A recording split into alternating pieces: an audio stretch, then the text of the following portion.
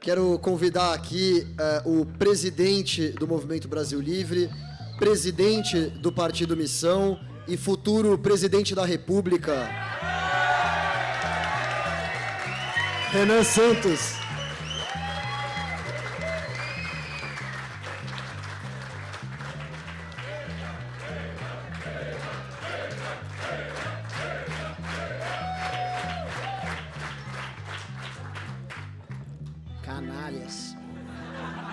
Canalhas, acima de tudo canalhas. Olá, meus amigos, novamente uma armadilha colocada aqui para mim pelo senhor Guto Zacarias. Agradeço novamente, ele que nos nossos congressos estaduais faz um belo discurso e termina me colocando como candidato à presidência da República, né? Então eu não consigo evitar. O que acontece? Eu cheguei aqui, falei, poxa, eu vou participar de um evento aqui, prestação de contas do Guto, com certeza farei uma fala intermediária aqui. Não, ele me botou para encerrar. E o que acontece? A também ardilosa Amanda Vettorazzo fez o mesmo comigo num evento na Câmara Municipal. E aconteceu que rolou um discurso que teve um lance de prender uma tola na energia dele. E eu acho que ele tá reverberando bem, porque as notícias, como vocês estão reparando, estão muito mais se encaminhando para algo na nossa linha, na nossa energia, e muito menos naquela energia meio morta que a gente via por parte da política brasileira no combate ao crime, né? A política tá muito mais prender ou matou, tá muito mais lei Oruan, tá muito mais vamos enfrentar quem ocupa nosso território de forma ilegítima do que qualquer outra coisa. E o problema é que aquele discurso foi bom, aí eu agora tenho que encerrar esse, e aí eu vejo vocês, Renan, eu falei, eles querem outro, né? E eu não, como é que eu vou entregar outro? Não é assim, não é todo dia que sai um discurso especial, mas nós vamos tentar. Vou começar o seguinte, né? Como todos fizeram aqui, vou cumprimentar todos os presentes, e o Guto já gastou a ótima carta do Renato também, que é na presença da dona Célia Zacarias. Mas calma, dona Célia, você é maravilhosa, mas não será com você, porque já foi usado 2 vezes. Vamos aqui usar então o grande Cauezada Highlight, primo de Guto Zacarias, e o grande MH, também primo. 2 rapazes talentosíssimos, não só no futebol que eles jogam conosco, mas para provar que o talento é genético aí na família. Ambos estão no mercado financeiro, bem inseridos, crescendo e dando exemplo. E eu acho que são 2 amigos que eu posso mergulhar. E, então, em nome dos 2 aqui, eu cumprimento a todos. E damos início aqui à nossa boa conversa. Também, obviamente, cumprimento todo mundo, todo o time, todos os nossos vereadores aqui presentes, tanto os atuais quanto os novos que estão chegando, né? E fico muito honrado em ver que o nosso movimento cresce. Antes de falar em termos mais gerais, vamos só falar um pouquinho do nosso Gutinho, né? Porque eu tô num evento de prestação de contas e é incrível ver os resultados que o Guto vem oferecendo aqui para São Paulo e para nós como grupo. Mas é engraçado que nem sempre é assim, né?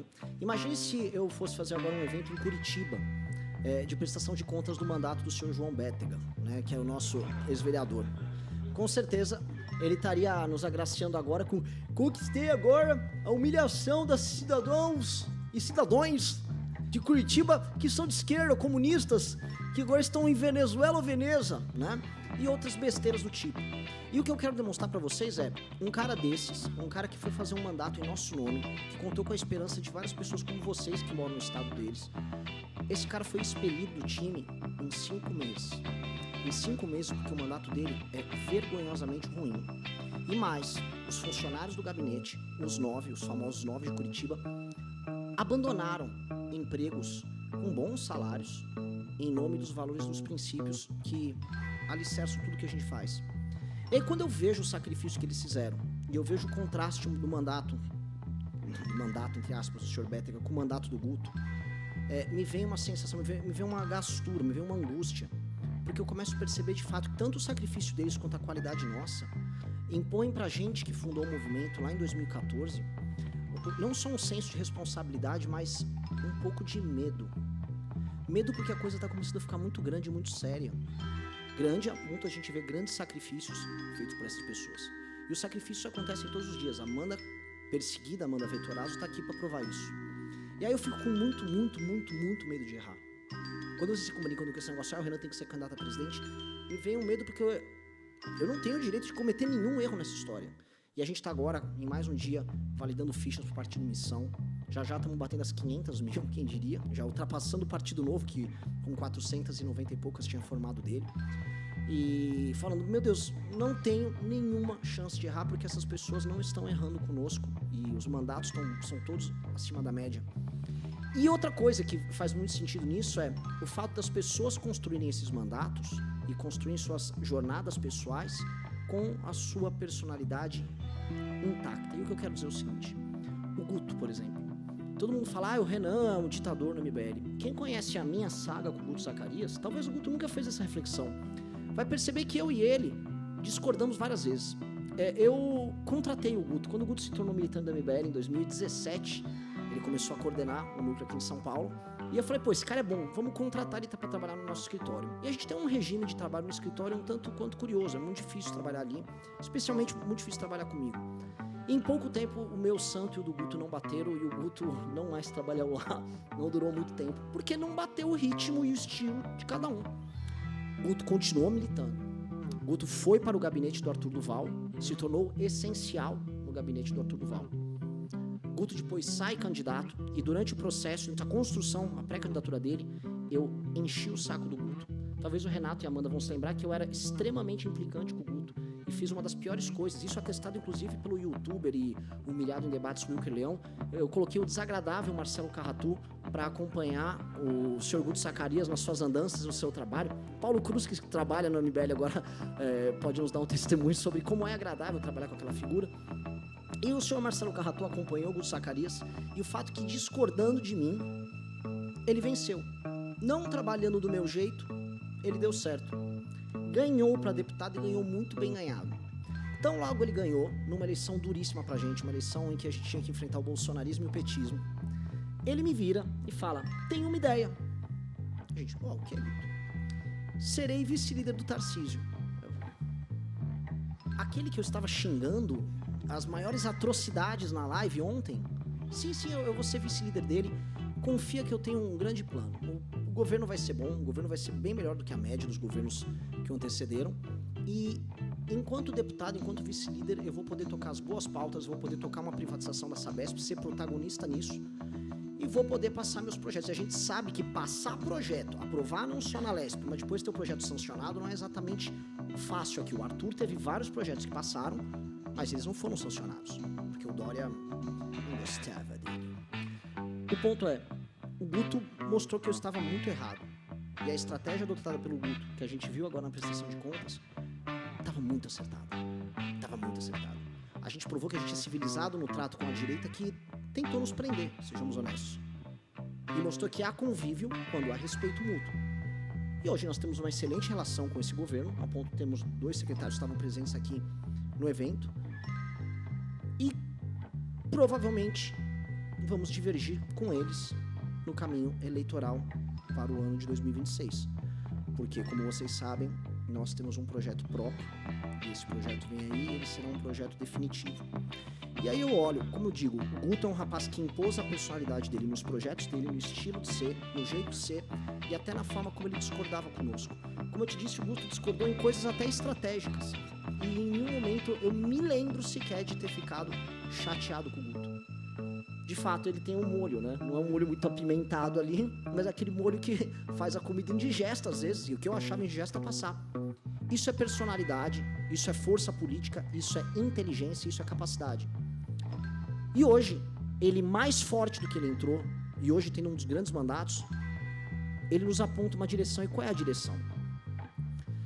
Eu venho falando muito de combate ao crime. E a gente sabe que a nossa situação no Brasil ela é patética, ela é grotesca. A gente sempre percebe que ela é grotesca quando a gente põe o pé fora do Brasil. Eu estive recentemente agora nos Estados Unidos com o Guto e a gente percebe que a gente vive num inferno. Um local em que andar com o celular na mão no meio da rua é uma impossibilidade.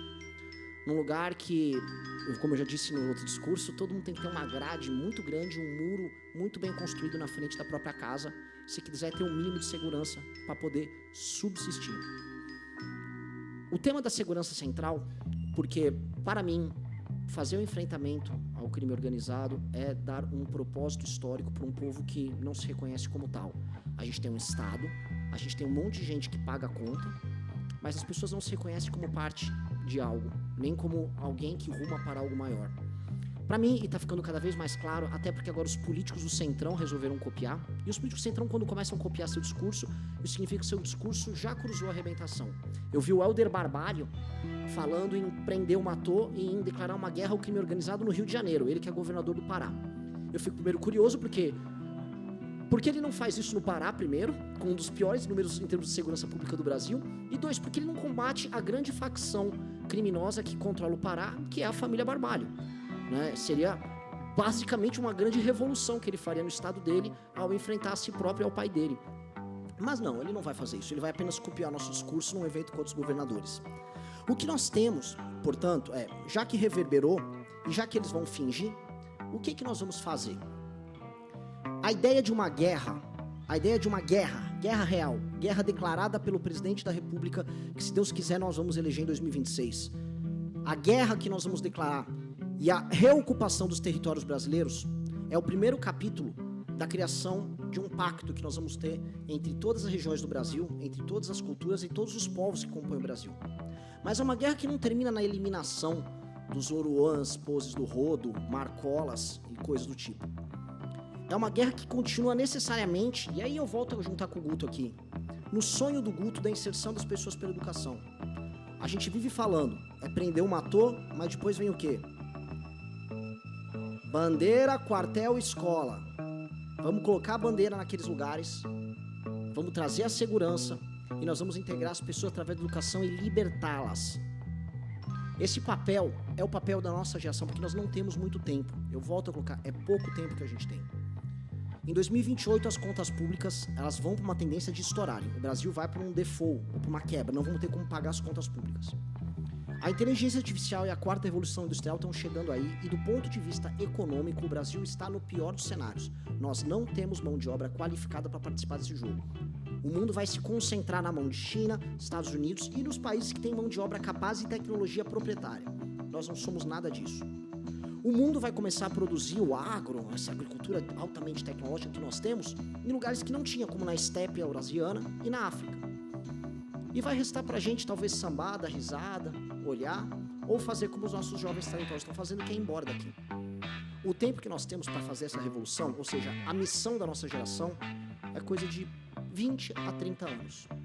Nós temos 20 a 30 anos, por isso que é uma missão que cabe para todos vocês aqui. A gente tem 20 a 30 anos para derrotar o crime organizado, para destruir o Centrão, para educar os mais jovens, para convencer os mais velhos que eles não têm que cair nesse besterol que eles ficam ouvindo, ou seja, os cleitinhos de um lado e do outro lado o Lula propondo agora passagens aéreas para o Nordeste para as pessoas poderem voar sendo subsidiadas para as pessoas aqui, ou seja, o cara não tem dinheiro para pagar as próprias contas no Nordeste, mas ele vai fazer um grande voo Campina Grande, Maceió, subsidiado pelo governo.